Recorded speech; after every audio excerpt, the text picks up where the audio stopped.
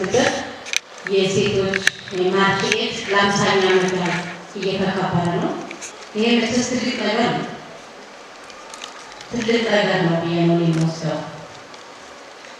ሌላው እኛን የጋበዙን በእውነት ቆንጂት በጣም ልታመሰግኑልኝ እወዳለሁ። ምክንያቱም ይሄ የወራማ ማህበረሰብ የሴቶችን እኩልነት ያስከበረና በተግባር የሚኖር ማህበረሰብ ስለሆነ እዚህ ላይ ቢመጡ እነሱም ትልቅ ልምድ እናገኛለን ብለው አስበው ይህንን የከተማ ሴቶች ጉዳይ መስራታቸው ይሄ ትልቅ ነገር ነው። አመሰግናለሁ። በእኔ በማህበረሰቡ ስም ለማለት ፈልጌ ነው። ሌላው እንግዲህ ይሄ ቅድም ሪፖርቶች ሲቀርቡ ነበረ።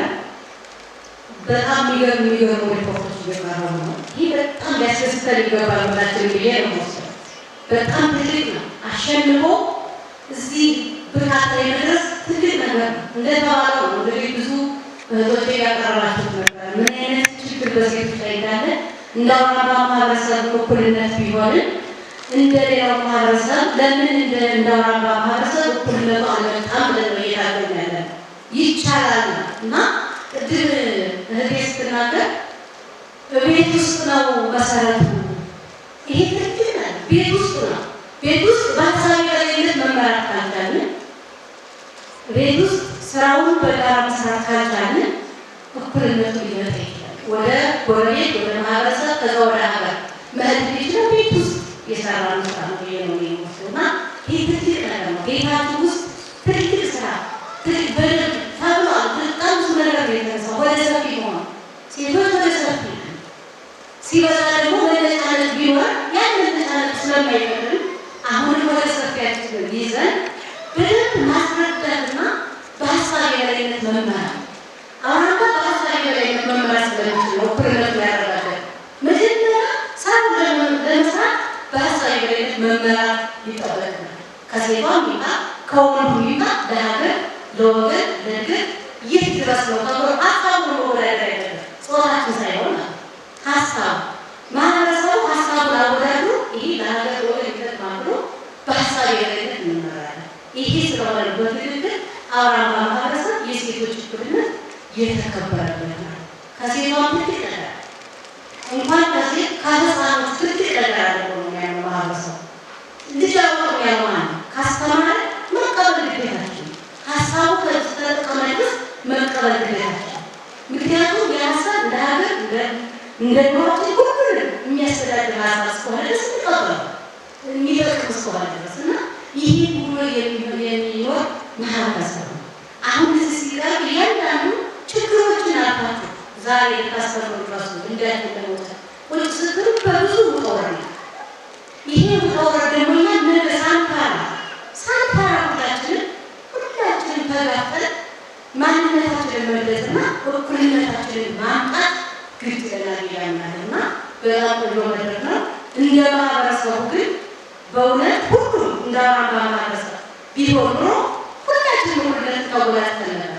ሁላችን ይሄ ማህበረሰብ ደግሞ ሞዴል ሆኖ እየኖረው እየሰራ ለ14 ዓመት ያህል በእኩልነት የኖረ ማህበረሰብ የጸብ ምንጭን አስወግዶ እስካሁን ድረስ አውራምባ ማህበረሰብ ጸብ የለም። ችግሮች እንኳን ቢሆኑ ተወያይቶ እዛው ላይ በውይይት መፍታት ውይይት ትልቅ ችግር ፈጥቷል። በውይይት አሏቸው ካመነ ስሊደሬኑ ሳንደሬኑ ሳይሆን ሀሳቡን በውይይት ካለ ችግር መፍታት ይቻላል እና 54 ዓመት ሲሆን ምናልባት ወደ 12 ኮሚቴዎች ሲላቋቁም አንዱ የቅርታ ሰነድ ኮሚቴ ሶስተኛው ወገን ላይ አቋቁመን ነበር። ግን ማህበረሰብ በውይይት ስለሚፈታው እስካሁን ድረስ ስራ አላገኙም። ለምን? እኛ በውይይት ስለምንፈታው። ይሄን ነው የሚሄድ ማህበረሰብ የሀሳብ አንድነት ያሰባሰበው ማህበረሰብ ነው። ከተለያየ ቦታ የመጣ አሁን ብዙ ጊዜ ስለ አውራምባ ሲነሳ እንደዛው አካባቢ በአጎት በምን የተመሰረተ አሁን የሚወስድ ሰው አለ አይደለም። የሀሳብ አስተሳሰብ ከወሎ የመጣ ከጎንደር የመጣ ከኦሮሞ የመጣ ከትግሬ የመጣ የተለያየ ማህበረሰብ በጋራ የመሰረተው አስተሳሰቡ ሰዎች የመሰረተው ዙምራ መስራት ቢሆን ማለት ነው እና ይሄ ሁሉ በጋራ የስራ እኩልነት ያወቀ ማህበረሰብ ስራ የሚያመልክ ከትንሽ ተነስቶ ከትልቅ መድረስ ይችላል። ትንሽ ተናግሮ ከትልቅ መድረስ ይችላል። ስራ መከበር አለበት ብሎ የሚያምን ማህበረሰብ፣ ስራ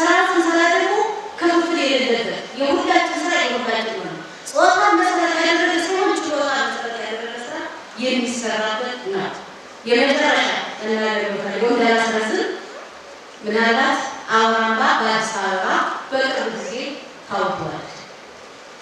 እዚህ ይህን አስተሳሰብ በወጣቱ ላይ በሴቱ ላይ ይህን አስተሳሰብ መስራት ነበራል። ስለዚህ ክብርት ከንቲባችን እሷ አግኝተን አነጋገር ቦታ ምስል እንድናገኝ ይህን አስተሳሰብ አገራዊ ፋይዳ ያላቸው ከተባሉ ፕሮጀክቶች አንዱ ኢንዱስትሪ፣ ሁለት የሃይማኖት ተቋም፣ ሶስተኛ የአውራምባ ማህበረሰብ አንዱ አገራዊ ፋይዳ ያለው ነው።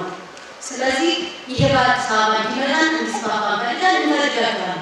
ቦታው ፕሮሰስ ላይ ያለውና እዚህ በጋራ ሁላችሁም ጋር ሆነን እንሰራለን። አብረን አመሰግናለሁ።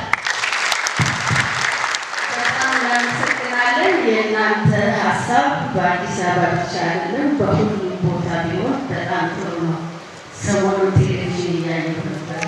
ተቃዋሚዎቻችን ምረጡን ሲሉ መንግስታችን ሲነጋገሩና በጣም የታዘብኩ ነበርና ብዙ ጊዜ የምለው ነገር ነው ለመንግስታቸው ጭፍን ጥላቻ አይኖርም፣ ቀና አስተሳሰብ ይኖራል። ሀሳቡን ይዘን እንሂድ ነው። እውነቴን ነው የምለው። ይህንን ነው የምለውና አውራምባ ያየነው ይህንን ነው።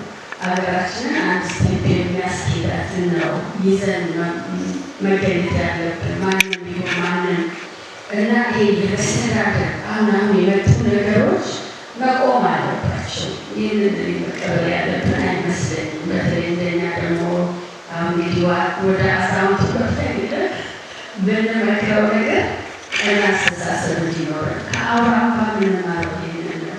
ሀሳቡን መደገፍ ካልሆነ ደግሞ ጎኖ ደግሞ ስህተትም ካለ ይሄ ነገር እንዲህ ቢሆን ብሎ በውይይት ማመን ነው የሚቀረን ነገር ሀገራችን ውስጥ በውይይት ማመን ነው፣ በመመካከር ማመን ነው እና ከእናንተ በጣም የምንማረው ብዙ ነገር አለና አይደለም በአዲስ አበባ በኢትዮጵያ በአጠቃላይ ብሎም የሀሳብ ለአፍሪካ ያስፈልጋታልና በትልቁ አስቡ ለማለት ነው። እንወዳቸዋለን፣ እናከብራቸዋለን። ሰዓታችን እየሄደ ነው። አንድ ሁለት ሀሳብ እንደው ምን ተሰማችሁ? ለዚህ የመሰለ ቁጥ ልምድ ያላቸው ሰዎች ዛሬ መቼም መድረኩን ባልመራ ቁጭ እየበሰማቸው እያለ በጣም አደንቃቸው ናቸው። አራት ብዙዎችና ምን ተማራችሁ? ወደዳችሁ? እነ ወይዘሮ ቆይት እነ ወይዘሮ ዝናሽ የመረጡት ሰዎች ትክክለኛ ናቸው ወይስ ጊዜያችንን እንዲሁ አሳለፍን ነው የምትሉት? እስኪ አንድ ሁለት ሀሳብ ሰምተን እንዘጋዋለን።